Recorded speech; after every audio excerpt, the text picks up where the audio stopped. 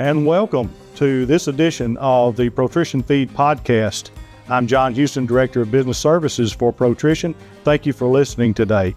We're excited to be on the campus of the Middle Tennessee Research and Education Center here at Spring Hill, Tennessee. It's always good to be here, it's always good to be on campus, and we certainly appreciate you listening. I think we got some exciting things to share with you today, and I want to introduce our guest right away, Mr. Kevin Thompson. Kevin is no stranger to our podcast, has been on several editions. Kevin is the director here at the center, and certainly, Kevin, thank you for being with us.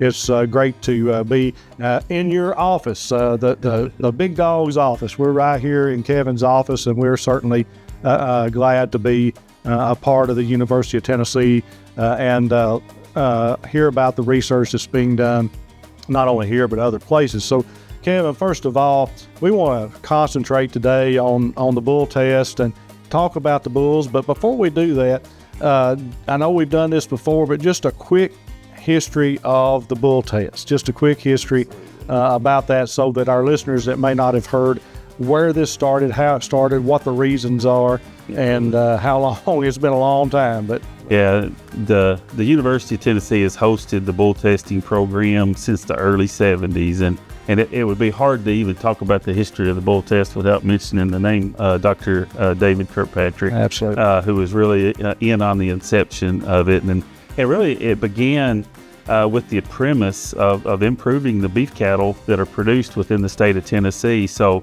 it really helped provide a location for purebred producers to come and really examine and see the genetic capability of the breeding program that they had put in place. But I think the greatest asset for it, and history does reveal that it really gave the commercial cow-calf producer a place to come and purchase a set of bulls with more numbers than any other sale out there, and really the confidence of the University of Tennessee behind that purchase. So it's really helped, and it's been located here at Spring Hill since that inception. Now, at one time, we actually ran not only the fall bred program, which we continued to run, but we also sold spring-born bulls. That kind of went by the wayside just due to participation and things of that nature. But it's been located here in Spring Hill since the early 70s. And I won't give away what we're going to talk about in just a little bit, but we're fixing to make a little more history with the bull evaluation program. Absolutely. So, you mentioned the late Dr. Kirkpatrick, and certainly was just an absolute prince of a guy. Worked with producers all across this state, developed this bull test, and a lot of the legends, as you and I, as UT alums, think about. We miss Dr. Kirkpatrick, we miss Dr. John Smalling, Dr. Bob Schroed, a lot of these people that have gone on, but that have had tremendous impact on Tennessee agriculture. So certainly glad that you mentioned Dr. Kirkpatrick. So now, as we talk about bulls, let's step outside kind of the bull test, but there's been a lot of work done, not only with the bull test, but also with ag enhancement and a lot of the criteria for bulls that are bought with ag enhancement funds, and a lot of improvement has been made. But generally, with a Tennessee beef herd, what does somebody really need to think about when they go to purchase a bull? So one of the things that we really try to accentuate here as being part of the University of Tennessee, John, is education programs. And so every year, starting about 4 years ago, we try to host bull selection seminars to answer those particular questions for the average producer throughout the state of Tennessee. And with this past sale, we actually had 75 registered bidders. And so each of those 75 registered bidders had particular things that they wanted to look for and needed to look for to take back to their cow-calf operation. And so each of them are little a variation on each of them. But the big thing is we need to be able to have a calf that's born alive, that has the genetic capability to grow rapidly to weaning, and then post-weaning have that genetic ability to either go on to the commodity side and produce a very high quality, high yielding carcass, or have the maternal characteristics, because a lot of our producers are participating in our Tennessee Beef Heifer Development Program and want to keep those replacement heifers in their herd. So there's some variations across all that, but a lot of it's based on live, healthy calves that has the genetic potential to grow and produce that red meat that our clientele, the customers out there that visit the grocery stores and that beef retail counter want to see.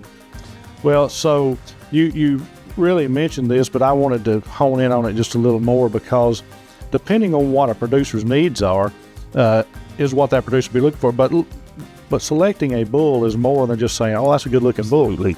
And what the University of Tennessee does is, especially with the bull test and the bulls that are on the test, provide all of this data that will educate a producer such that they can make their selection based on what their needs are, if they're breeding heifers or if they're, whatever their needs are. So I just wanted to pull that out, because the data it is one of the keys in bull selection. Yeah, and that's such a good point, John. And whenever we host these bull selection seminars, we have every piece of, every point of data that we collect, every point of data that the registry of that particular breed produces through EPDs and indexes. And so you can come to this facility, and these bulls are weighed every 28 days. These bulls go through hip height measures. They go through breeding size exams. We calculate indexes for their 84 day weight ratios and average daily gain ratios. So there's a tremendous amount of information. And with each producer, we talk about looking at that black and white data on in the catalog or on a spreadsheet, and go through and determine which of those data points actually fit the goals that we have for our operation. And we check that bull if it meets it, and we mark that bull off if it doesn't meet it. And then whenever we go actually physically look at the bull, the bulls that fit data-wise, they have to fit phenotypically as well. Right, and I know there are several breeds represented in the bull test. Matter of fact, I had a good friend buy a good Hereford bull. Yes, sir. To use, as he has now retired. Yes. So, but anyway, not the bull, but the individual. Yes, has retired. So certainly, the bull test can represent a lot of breeds. Yeah, so many times we forget to talk about something that and to bring David Kirkpatrick up again, back in the early 70s, they really preached and really talked about, and that was crossbreeding to get that heterosis. And that's actually 40 pounds of free performance. Absolutely. Is what that is. And there's so many of our herds out there that have one breed that dominates the cow herd. So it's very wise to go and select a bull that's genetically different as possible, breed-wise, to that cow herd, so that our calves can take advantage of that heterosis. And it not only helps from a performance standpoint in terms of pounds of gain, but more importantly, it helps from maternal heterosis and fertility and longevity within the herd. Right. So let's talk about a couple other things, and then I'm going to ask you about some exciting things that are coming here for the bull test. But the first thing is, if a producer wants to have bulls in the test, how do they go about it? So it's pretty a simple process. We have the opportunity, and I would be remiss if I didn't mention Dr. Salo Zoka, who has really taken a lead. He's our state's beef cattle specialist, and he's really taken a lead in the bull evaluation program. So one of the first things to do is to introduce oneself to him. But we have a website, and we can go to the UT Beef and Forage page, and we can pull the bull evaluation program up on the drop down, and it gives us all the requirements. And so basically, if you've got a registered bull that meets all the registry qualifications of the breed that you're working with and breeding, and he's a fall-born calf between the end of August through the 1st of December, he'll qualify for the test. And there's certain vaccination protocols and health papers that have to be met, but it's really a simple process. Oh, good. Daniel, I'm glad you mentioned Dr. Salo Zoka, because he was, I think you said he was on his way back from NCBA, but he's hit the ground running. Been a part of our podcast a number of times already, and certainly appreciate what he does in the way of education. I have watched a lot of his podcasts and training videos outside of what we do here at Protrition, but certainly very knowledgeable individual that can help producers in our state especially. But another topic that I want to hit here is the sale that just ended about a month ago, maybe. The sale was a great sale. Talk about the mechanics of the sale. In other words, if people are interested in buying bulls at the sale, they can certainly come to the live day of the sale, but there's other places they can go bid on the bulls as well. Correct. So bull sale technology and technologies across many things in agriculture have advanced. So we've opened up the opportunity to bid online, and we've utilized TV, live auction TV to make that happen over the last 2 years, and it's been a really added asset. Whether people purchase bulls on that route or not, it gives them the opportunity to go on and see the virtual catalog, to see the video, and it'll help them select the bulls they want because the numbers are there that they can look at. We talked about just a little bit earlier on the genotype, but also we can see the phenotype on those bulls. But it gives us another opportunity to welcome more bidders in. And as you know, as an auctioneer yourself, that there's nothing better to achieve true value than a competitive environment. Absolutely. The more bidders, the better. That's correct. And that's given us that opportunity to do that. But it's just such a ritual for a lot of producers to show up on sale day.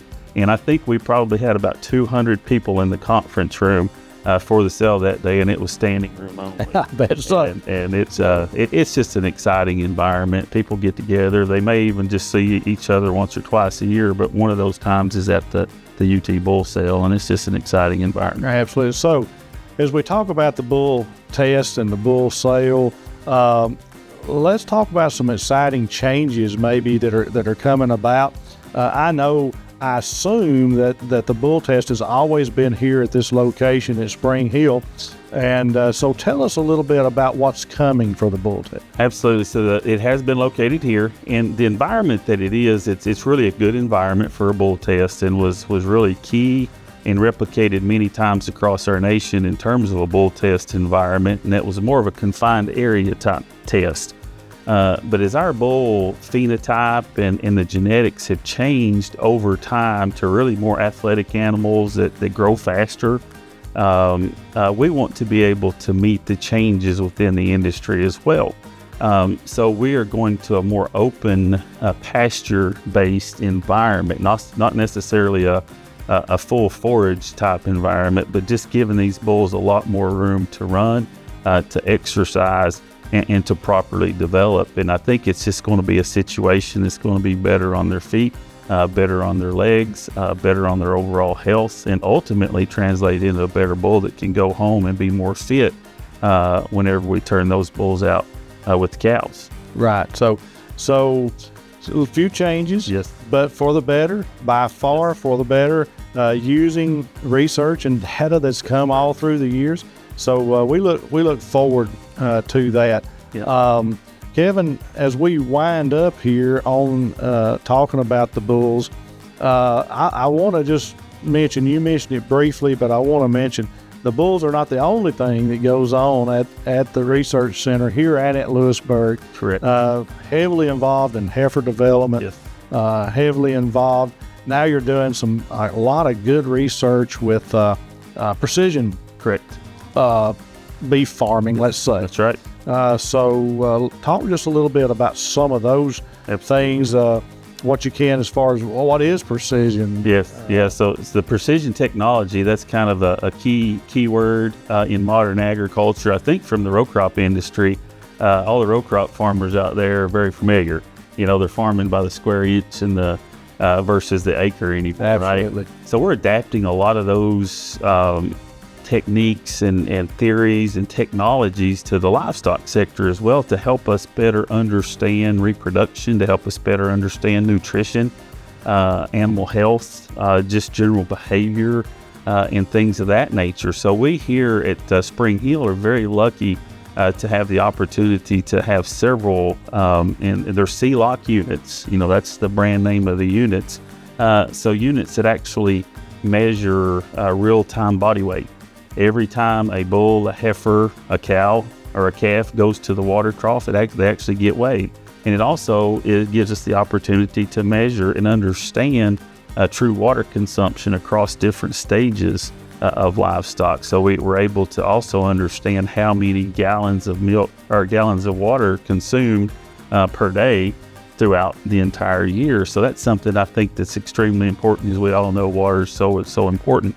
But we also have the opportunity to do some feed efficiency trials and some varying ration trials within a particular environment by some of the smart feed systems that we have. And so we're actually able to now utilize a herd of 60 stocker steers, and each of those 60 stocker steers can be a researchable unit, a unit unto its own. Whereas in the past, we would have to have a group of 60 that was the test group and a group of 60 that was the control. So each individual animal is providing data that can build the power in the research that we're doing. So that's really exciting. And I don't want to leave out something that we talked about just a little bit earlier, and that's the bulls, changing the environment that we're raising them in, but we're also going to be changing location. Right. So the bulls will actually leave Spring Hill, and we're moving the bull test to Lewisburg. And that's something that we're really excited about.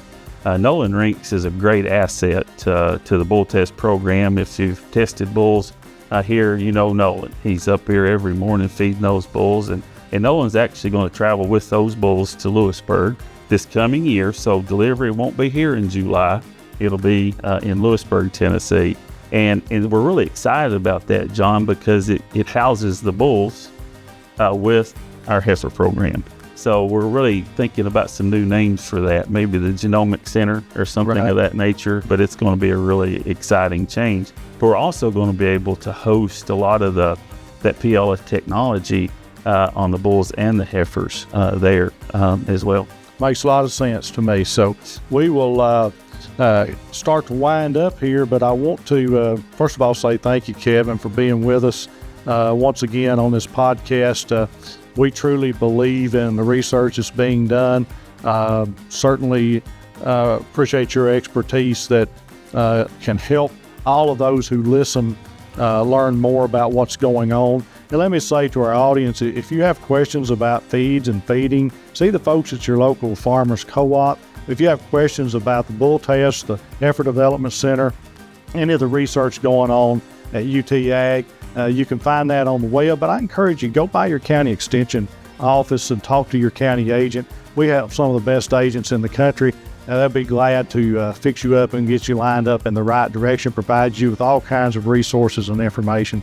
So I encourage you to do that. Any questions you may have, feel free to reach out to any of those folks. And we thank you for listening today.